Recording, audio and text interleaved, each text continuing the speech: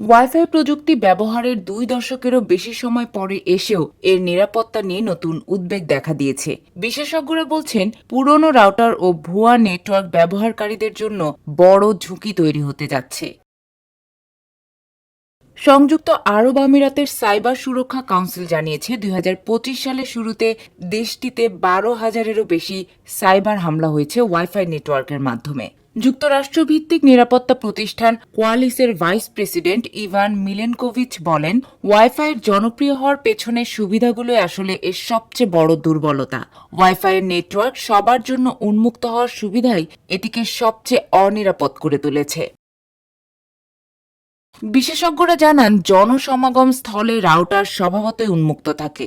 ফলে বিশেষ করে বিমানবন্দর ও শপিং মলের মতো পাবলিক ওয়াইফাই নেটওয়ার্কে ডাটা এনক্রিপ্ট হয় না। এতে একই নেটওয়ার্কে থাকা ব্যক্তি অন্যের তথ্য পড়তে পারে, যা স্নুপিং বা ইভড্রপিং নামে পরিচিত। এ সুযোগে অপরাধীরা ব্যবহারকারীর ডিভাইস ও রাউটারের মাঝখানে নিজেদের কৌশল প্রয়োগ করে পাসওয়ার্ড, আর্থিক তথ্য সহ সংবেদনশীল ডাটা চুরি করতে পারে। তিনি আরো বলেন, শুধু হ্যাকাররাই নয়, সামান্য প্রযুক্তি জ্ঞান সম্পন্ন লোকজনও এভাবে প্রতারণা করতে পারে। ব্যস্ত এলাকায় তারা প্রায় ইভল টুইন নেটওয়ার্ক তৈরি করে, যা আসল নেটওয়ার্কের মতো নাম ব্যবহার করে। উদাহরণ হিসেবে, ফ্রি এয়ারপোর্ট ওয়াইফাই এর মতো নাম দিয়ে ব্যবহারকারীদের ফাঁদে ফেলা হয়। আর কোনো ব্যবহারকারী এই নেটওয়ার্কে সংযুক্ত হলেই হ্যাকাররা তাদের অনলাইন কার্যক্রম নজরদারি করতে পারে।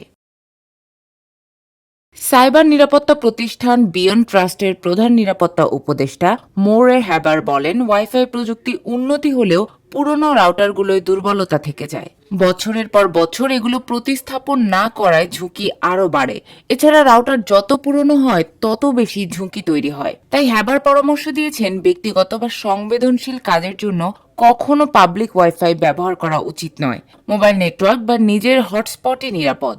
আর একান্তই ব্যবহার করতে হলে নাম, ইমেইল সহ ব্যক্তিগত তথ্য দেয়া থেকে বিরত থাকতে হবে। এসব তথ্য ফিশিং হামলার জন্য ব্যবহার হতে পারে।